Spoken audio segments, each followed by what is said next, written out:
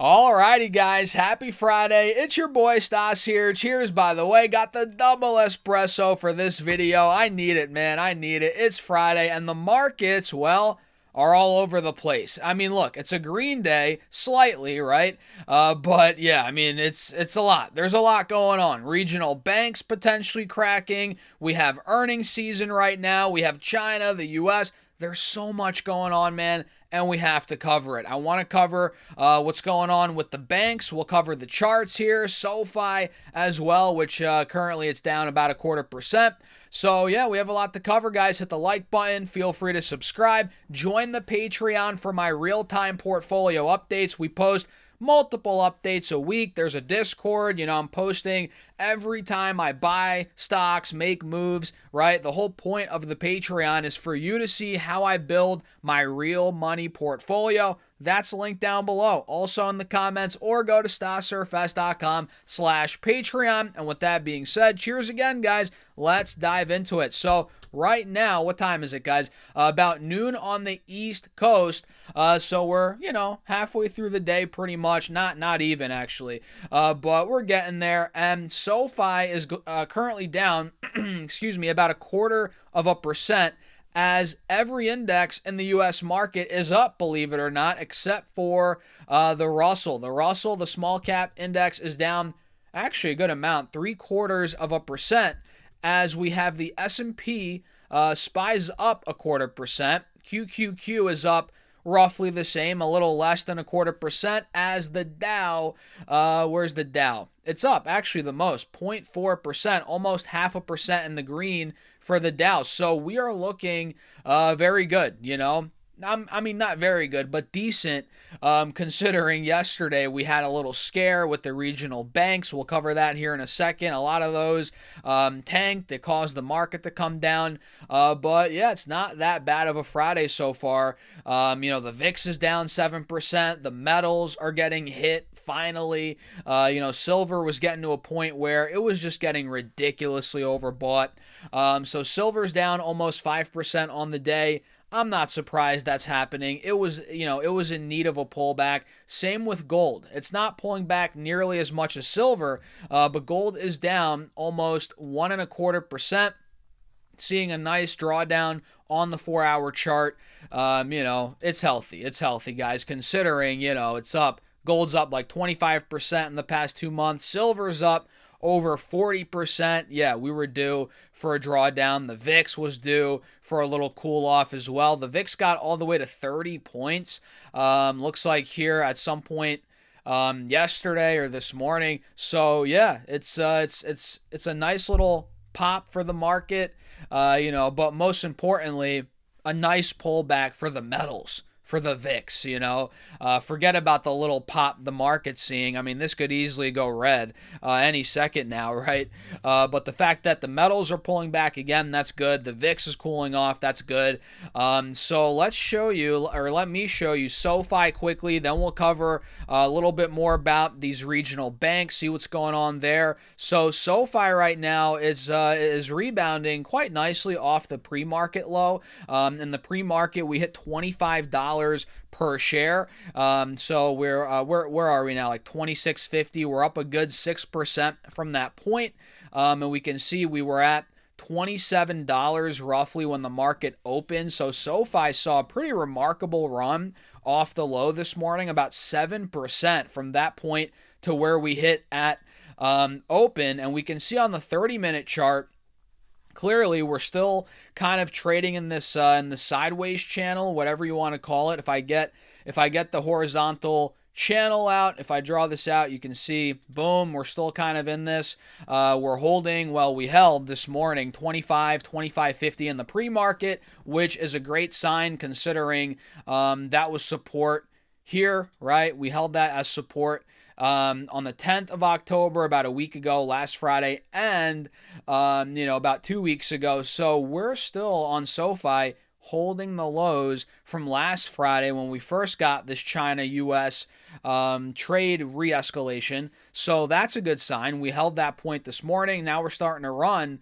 And maybe, if this chart or pattern continues like it has been, we could be making our move back to the 28, 29 level just based on this 30-minute time frame. And if we look at, let's say, the 20-day chart, you can see it even more.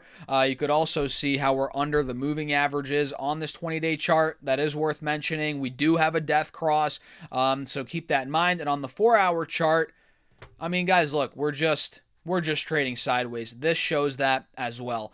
And we have earnings coming up on the 28th, so something's telling me, guys, that we're going to be sideways until earnings. It's the 17th. We have about 10 days left.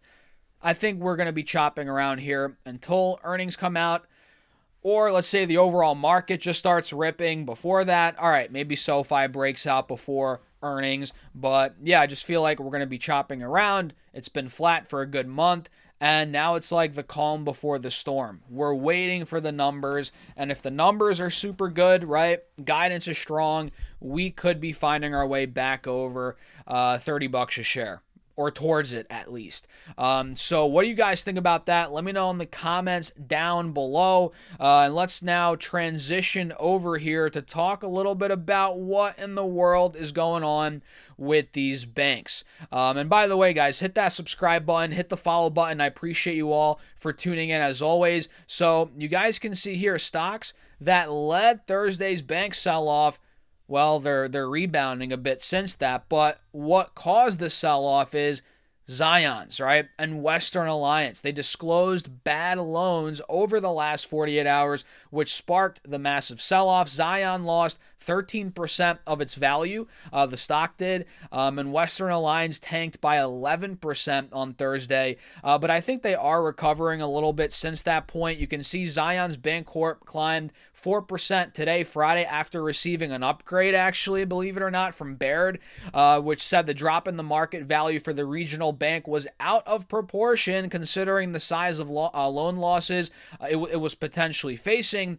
Investment bank Jefferies, caught in the storm for its exposure to bankrupt auto parts retailer First Brands, was last up 6% after Oppenheimer raised its rating to outperform, and Jefferies was also down 11% on Thursday. And another thing here worth mentioning is Fifth Third Bancorp. We got earnings from them, guys, and they were better than expected, right? That actually assuaged the worry, sending the stock higher by 2% today. The bank's profits jumped last quarter, even after posting a jump in credit losses tied to exposure to bankrupt subprime auto lender Tricolor, which we're not going to get too deep into that, but we can see here, we don't think, looks like here, Adam Carissa of Vital Knowledge said, we don't think there are systemic credit problems for banks. Most of what we're seeing so far is a function of a few specific situations, right? First Brands and Tricolor. While credit quality broadly, if anything, is tracking better than anticipated, that's something worth mentioning.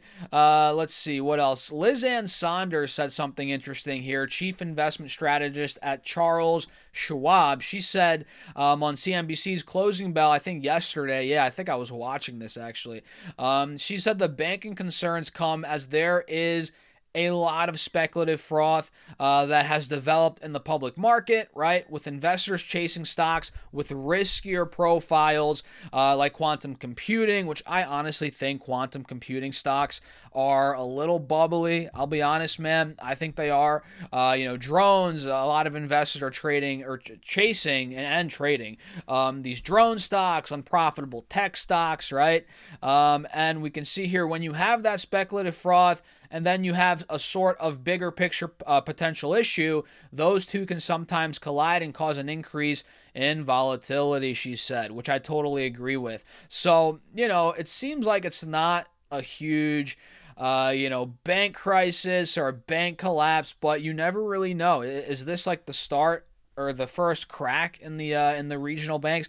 You really don't know. I mean, we saw what happened 2-3 years ago. I remember like it was yesterday, man. March 2020, was it 2023? I think it was March 2023, we had the regional bank crisis. I remember where was I?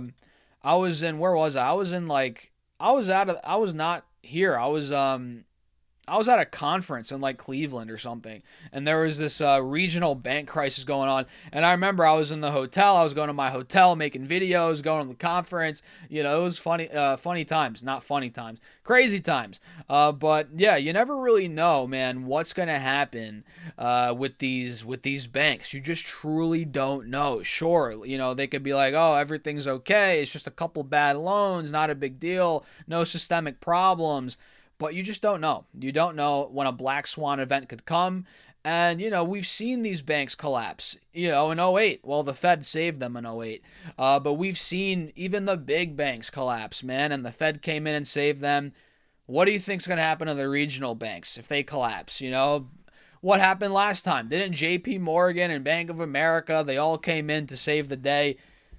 Things are going to get saved. The Fed's going to come in with the backstop and save the day. If they don't do it, it's going to be JP Morgan, the big dogs, Bank of America, but it is something worth considering or paying attention to, at least in the short term, guys. And I'll leave it at that. It's not really changing what I'm doing. It's not like I'm not investing anymore or taking my money out of banks. You know, I'm not some nut job gold bug, right? But you know, it's something that I'm watching, paying attention to, right? So, yeah, that's pretty much it. Let me know your thoughts in the comments. Feel free to hit the like button, subscribe, follow along, do all that. Join the Patreon if you want to keep up with what I'm doing in my portfolio, stocks I'm buying, how I run the portfolio, how I'm beating the market, right? We're investing thousands of dollars per month in that portfolio, guys.